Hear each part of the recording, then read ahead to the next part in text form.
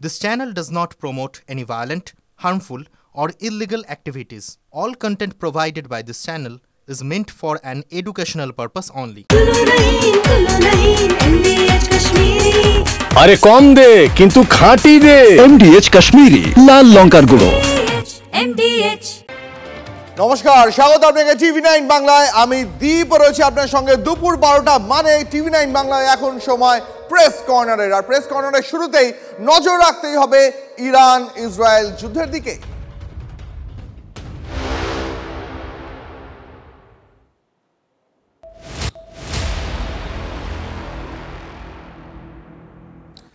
ট্রাম্পের ঘোষণা মাফিক যুদ্ধবিরতি শুরু করলো ইরান।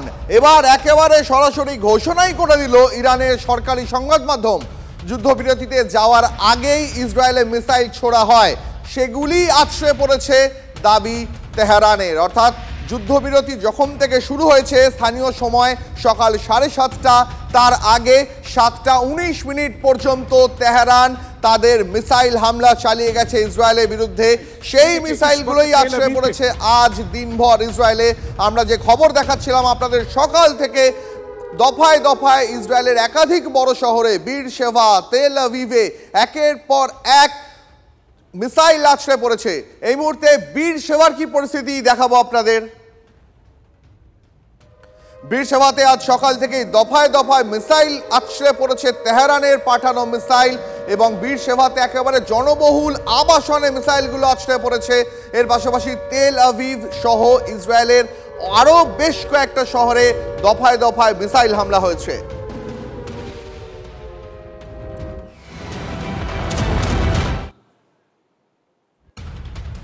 আনুষ্ঠানিকভাবে ইরান ইসরায়েল যুদ্ধবিরতির শুরু আবার সোশ্যাল মিডিয়ায় পোস্ট করে দাবি করলেন ট্রাম্প। দেখুন সেই ছবি দেখাচ্ছি আপনাদের। ডোনাল্ড ট্রাম্প তিনি পোস্ট করেছেন সোশ্যাল মিডিয়া হ্যান্ডেলে, লিখেছেন the ceasefire is now in effect. দুপক্ষকেই এই সিজ ফায়ার যাতে না ভাঙা হয় সেই অনুরোধ জানিয়েছেন তিনি অনুরোধ জানিয়েছেন ইরান ইসরায়েল দুপক্ষকেই যেন সংঘর্ষ বিরতি লঙ্ঘন কোনো পক্ষই না করে। আরও একবার সোশ্যাল মিডিয়ায় পোস্ট করে মার্কিন প্রেসিডেন্ট ডোনাল্ড ট্রাম্প ইরান ইসরায়েলের যুদ্ধবিরতি শুরুর কথা ঘোষণা করে দিলেন। এটাই তো একমাত্র পোস্ট নয়, ডোনাল্ড ট্রাম্প লাগাতার পোস্ট করেছেন। এর আগে কি পোস্ট করেছেন ডোনাল্ড ট্রাম্প? এর আগে ডোনাল্ড ট্রাম্প লিখেছিলেন ইরান ইসরায়েল সংঘর্ষ বিরতিতে রাজি। ভোর রাতে আচমকা এই চাঞ্চল্যকর দাবি করেন মার্কিন প্রেসিডেন্ট ডোনাল্ড ট্রাম্প। 12 দিনের যুদ্ধ শেষের জন্য দুপক্ষকেই অভিনন্দন জানান তিনি। কিভাবে এই সংঘর্ষ বিরতি দুই দেশ চালাবে তাও ডোনাল্ড ট্রাম্পই জানিয়ে দেন। সোশ্যাল মিডিয়া হ্যান্ডেল ট্রুথ সোশ্যালে ট্রাম্প লেখেন আগামী 6 ঘন্টার মধ্যে ইরান ইসরায়েল দুই দেশই সম্পূর্ণরূপে সংঘর্ষ বিরতিতে যাবে, যার শুরুটা করবে ইরান প্রথম 12 ঘন্টা, তারপর তাকে অনুসরণ করবে ইসরায়েল পরের 12 ঘন্টা। এক পক্ষ সংঘর্ষ বিরতি ঘোষণা করলে অপর পক্ষকেও শান্তি বজায় রাখতে হবে। 24 ঘন্টা পর 12 দিনব্যাপী যুদ্ধের শেষ হবে ঘোষণা করে দেন ট্রাম্প। আর ট্রাম্পের ঘোষণা মাফিক ইরান আজ সকাল 7:30টা স্থানীয় সময় থেকে ইসরায়েলের সঙ্গে তাদের যে সংঘর্ষ চলছিল সেই সংঘর্ষের মাঝে সংঘর্ষ বিরতি চুক্তিতে সম্মত হয়েছে, এমনটাই ইরানের জাতীয় টেলিভিশনের দাবি। সকাল 7:30টা থেকে ইরান এবং ইসরায়েলের মধ্যে সংঘর্ষ বিরতি শুরু হয়েছে। ইরানের তরফে সংঘর্ষ বিরতি শুরু করা হয়েছে, 12 ঘন্টা সময় রয়েছে। এরপর ইসরায়েলকেও সেই সংঘর্ষ বিরতি চুক্তি অনুসরণ করতে হবে। এখন তেল আভিভ সেটা অনুসরণ করবে কিনা সেদিকেই নজর।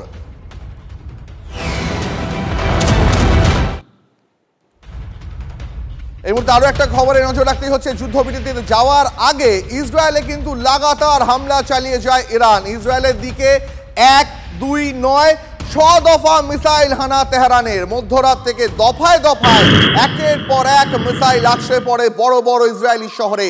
তেল আভিভ, বীরশেভা সহ একাধিক শহরে ইরান মিসাইল হামলা চালিয়ে গেছে।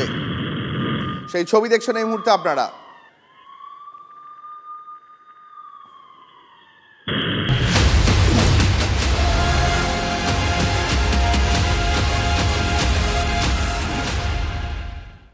ইরান ইসরায়েল যুদ্ধ মানেই আপনি জানেন সব সঠিক খবরের একমাত্র ঠিকানা TV9 বাংলা। লাগাতার আমরা খবর দেখিয়ে যাচ্ছি, আর TV9-এর সেই লাইভ সম্প্রচারের মাঝেই তেল আভিভ লক্ষ্য করে উড়ে এলো মিসাইল। আতঙ্কে হুড়োহুড়ি পড়ে যায়, বাংকারে আশ্রয় নিতে দৌড় দেন স্থানীয়রা। প্রাণ বাজি রেখে রিপোর্টিং TV9 এর সাংবাদিক মনীষ ঝায়ের। বীরসেবার এখনকার ছবিটা এই মুহূর্তে দেখাচ্ছি আপনাদের। দেখুন, এটা ইসরায়েলি শহর বীরসেবার ছবি। ইসরায়েল একটা উন্নত দেশ, তার প্রত্যেকটা শহর সাজানো গোছানো, আর এখন বীরসেবার ছবিটা দেখলে মনে হবে এটা কার্যত ধ্বংসস্তূপের ছবি। इस वक्त TV9 की टीम ठीक उस जगह पर मौजूद है जहां पर कि आज ईरानी मिसाइल्स ने सीधे सीधे हिट किया था, और हम वो तस्वीरें आपको दिखाने की कोशिश कर रहे हैं। बीरसेबा का ये इलाका जहां पर इस वक्त TV9 की टीम आपको दिखा रही है एक एक करके तस्वीरें। मेरे कैमरा सहयोगी रोहित अपने कैमरे के जरिए ये दिखाने की कोशिश कर रहे हैं। सबसे पहले तो देखिए कि आज सुबह में सीज फायर के ऐलान के बाद भी ईरान की तरफ से मिसाइल अटैक, ये विध्वंस, ये तबाही, और इसका नाम शायद अंग्रेजी में अमेरिका में लोग सीज फायर कहते हैं।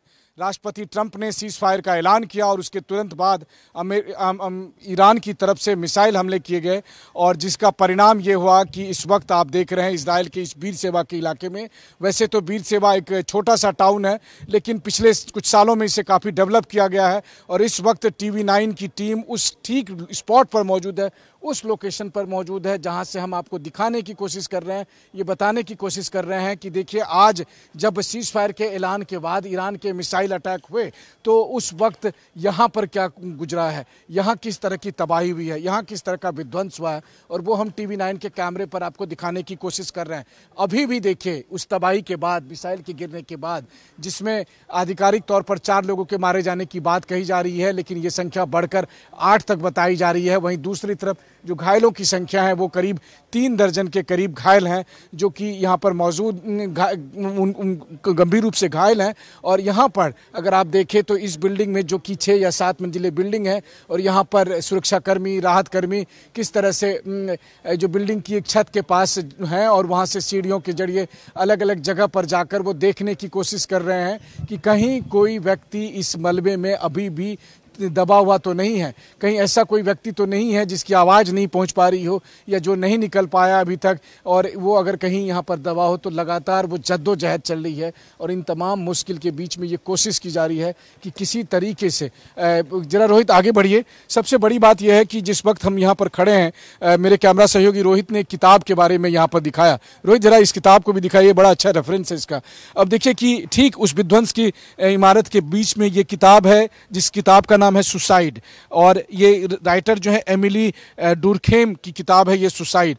और जाहिर है मुझे नहीं पता कि ये सुसाइड किसका है, ये सुसाइड ईरान ने किया है, या सुसाइड इजराइल ने ये जंग छेड़कर की है, या फिर सीज फायर के नाम पर प्रेसिडेंट ट्रंप को इंगित करने वाली ये सुसाइड नाम की किताब का एक सांकेतिक महत्व। लेकिन इसमें कोई दो राय नहीं कि अभी के जो हालात हैं इसको देखकर तो मुझे नहीं लगता कि इजराइल अब सीज फायर को इतनी आसानी से मानने वाला है। बहरहाल पॉलिटिकल डिसीजन जो भी लिए जाए वो अगले 12 घंटे में या 24 घंटे में पता चलेंगे, लेकिन इस वक्त सीज फायर के ऐलान के बाद जो तबाही मची है, जिस तरह से यहाँ पर देखिए यहाँ का जर्रा जर्रा इस बात की गवाही दे रहा है, और TV9 के कैमरे पर उन तबाही की एक एक तस्वीरों को हम दिखाने की, बताने की कोशिश कर रहे हैं। देखिए सामने की बिल्डिंग में सुरक्षाकर्मी और राहत कर्मी यहाँ पर कोशिश में लगे हैं कि अगर कोई दबा हो तो उसको बाहर निकाला जा सके। वहीं इस पूरी बिल्डिंग के एक एक कोने को जो सो अभी सर्च किया जा रहा है, उसके लिए सिक्योरिटी की टीम और जो राहत और बचाव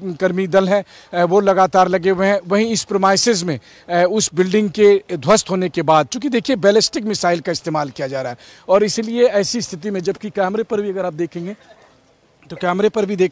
तो साफ तौर पर यह दिखाई देगा कि इस वक्त अगर यहाँ पर अगर मैं आपको कहूँ तो जिस तरह का सिचुएशन बना है, जिस तरह की परिस्थिति बनी है, इसे देखकर तो साफ तौर पर यह लग रहा है कि इन तस्वीरों के बाद कहीं से भी किसी भी तरीके से अगर मैं आपको ये कहूँ कि सीज फायर का कोई चिन्ह तो यहाँ मुझे नहीं दिखाई देता। मैं बार बार इसलिए सीज फायर का जिक्र कर रहा हूँ क्योंकि थोड़ा संभल के रोहित, बहुत सारी ऐसी चीज़ें हैं जो नुकसान पहुँचा सकती है। अब देखिए कैमरे पर साफ तौर पर आप देख सकते हैं, मजबूत बिल्डिंग है, रेजिडेंशियल इलाका है, चारों तरफ के इलाकों को देखें। ये तो वो स्पॉट है जहां पर आकर मिसाइल गिरी, जब ईरानी बैलिस्टिक मिसाइल यहां पर आकर गिरी, तो उसकी ये तस्वीर है जो इस वक्त हम आपको दिखाने की कोशिश कर रहे हैं। अब सबसे बड़ी बात यह है कि इस वक्त सुरक्षाकर्मी हालांकि लगातार मलबे के बीच में से अगर कोई ज़िंदगी बची हुई हो तो उसको निकालने की जद्दोजहद में है, लेकिन इन सब के बीच जो टेक्निकल सपोर्ट है उसके लिए आप देखिए कि इजरायली पुलिस फोर्स की तरफ से मैं देख रहा हूँ कि लगातार ये ड्रोन कैमरे के साथ शायद कोशिश कर रहे हैं कि ऊपर से या अलग अलग एंगल से, या कई बार ये ड्रोन अपने कैमरे के साथ अंदर में जाकर बहुत सारे हिस्से से ये देखने की कोशिश कर रहा है कि अगर कहीं से कोई निशान मिले जिससे ये पता चल सके कि इन मलबों के ढेर में, इस विध्वंस के बीच में, इन तबाही के तमाम सबूतों के बीच में अगर कोई ज़िंदगी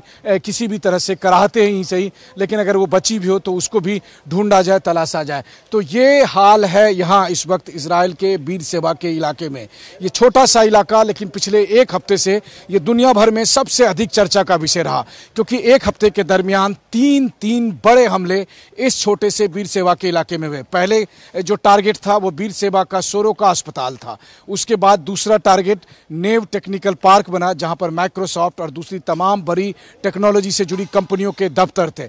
TV9 पहले अस्पताल के पास जाकर वहां का सूरत हाल हमने दिखाया था, फिर हम टेक पार्क गए थे, और आज जब दुनिया को लग रहा था कि सीज फायर का ऐलान हो गया, ठीक उसी वक्त ईरान की तरफ से 5 राउंड मिसाइलें 1 घंटे के अंदर दागी गई, और उसमें से उस वक्त हम लोग तेल अवीव में मौजूद थे, हमने अपने कैमरे पर उन मिसाइलों को रिकॉर्ड भी किया था, लेकिन उसमें से एक मिसाइल आकर यहाँ गिरी इस इमारत में। और अफसोस की बात यह है कि वैसे तो ज़्यादातर मिसाइलों के आते ही पूर्व सूचना मिलते ही यहाँ पर सायरन बजने लगते हैं, लोग बंकरों में चले जाते हैं, लेकिन हो सकता है कि अर्ली मॉर्निंग में इन लोगों ने ये तय किया होगा कि चलो जाने देते हैं, इस बार की मिसाइल को जाने देते हैं। कोई ऐसा तो है नहीं कि इजराइल में ठीक वो वहीं आकर गिरेगी जहां हम सोएंगे। उन्होंने थोड़ी लापरवाही बरती और उसका खामियाजा देखिए कि उनकी ज़िंदगी। और इस वक्त हम देख पा रहे हैं कुछ सामान को भी निकालने की जो कोशिश हो रही है, या फिर जिस तरह की तस्वीरें आ रही है उसमें ऐसा लग रहा है कि मलबे के बीच से किसी व्यक्ति को निकाला गया हो,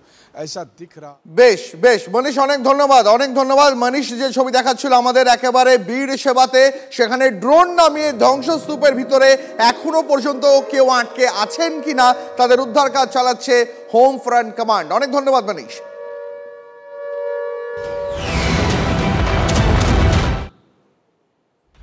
আর এই মুহূর্তে আরো একটা খবরে নজর রাখতে হবে। দেখুন, ট্রাম্প তো যুদ্ধবিরতির কথা ঘোষণা করে দিয়েছেন, কিন্তু ইসরায়েলি প্রধানমন্ত্রী তিনি তো এখনো চুপ।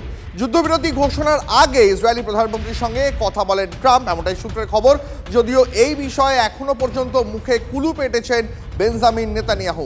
আজ সকালেই মন্ত্রী পরিষদের নিরাপত্তা কমিটির সঙ্গে তিনি বৈঠক করেছেন, কিন্তু এখনো পর্যন্ত কোনো বিবৃতি তার কাছ থেকে এসে পৌঁছয়নি। আমাদের সঙ্গে আমাদের ডিফেন্স করেসপন্ডেন্ট সায়ন্ত রয়েছেন। সায়ন্ত, আমরা দেখতে পাচ্ছি ইরানের জাতীয় সংবাদ মাধ্যমে সেখানে বিবৃতি দিয়ে স্থানীয় সময় 7:30 থেকে সংঘর্ষ বিরতি যে পালন শুরু হয়েছে সেটা ঘোষণা করা হয়েছে। এমনটা কি ইসরায়েলের তরফ থেকে এখনো পর্যন্ত কোনো খবর পাওয়া গেছে?